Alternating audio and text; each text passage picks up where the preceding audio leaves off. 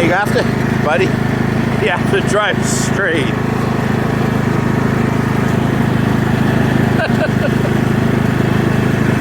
Oh my goodness, what a wonderful driver.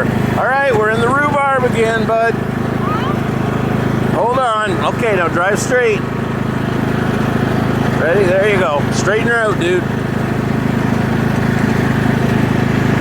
No, we don't want to drive into Danny's garden. All right.